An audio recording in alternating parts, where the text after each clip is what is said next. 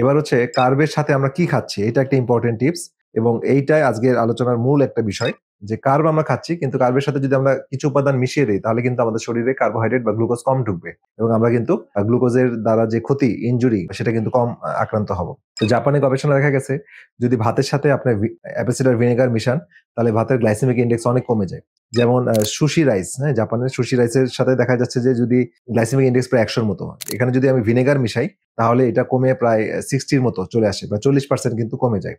আমরা আমাদের দেশে বাংলাদেশে যে ভাতগুলো খাচ্ছি তার সাথে যদি অ্যাপেল সিডার ভিনেগার আগে খেয়ে তারপর যদি ভাত খেতে বসি তাহলে কিন্তু অনেকটা গ্লাইসেমিক ইন্ডেক্স কমে যাবে, আমরা কিন্তু শরীরে কম গ্লুকোজ ঢুকবে। অথবা ভাত খাওয়ার পরেও কিন্তু আমরা এটা খেতে পারি, ঠিক আছে, কিছু 10 মিনিট পরে আমরা অ্যাপেল সিডার ভিনেগার খেলাম। আচ্ছা, ভাতের সাথে অনেক সময় আচার বা পিকল এটা খেলেও আমাদের গ্লাইসেমিক ইন্ডেক্স কমে আসে। তো এটাকে কিন্তু আবার খেয়াল রাখতে হবে, আমাদের বাংলাদেশের আচারগুলো সাধারণত খুবই চিনি বা গুড় দিয়ে তৈরি করা হয়, সেই ধরনের আচারের কথা বলা হচ্ছে না।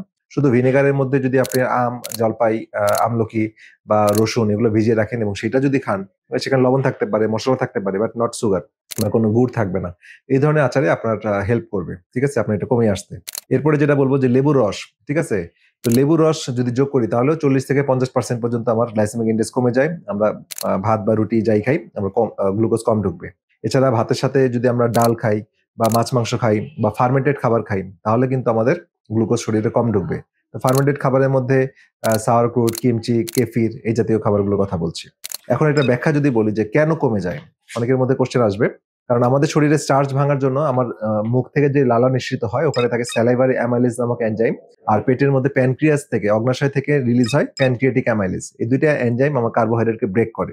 যখন খাবারের সাথে আমি অ্যাসিড মানে ভিনেগার খাচ্ছি বা লেবুর রস খাচ্ছি বা ফার্মেন্টেড খাবার খাচ্ছি, হ্যাঁ, বা পিকল খাচ্ছি, তখন কি হয়, তখন এই এনজাইমের কাজ কমে যায় বা বন্ধ হয়ে যায়, ঠিক আছে।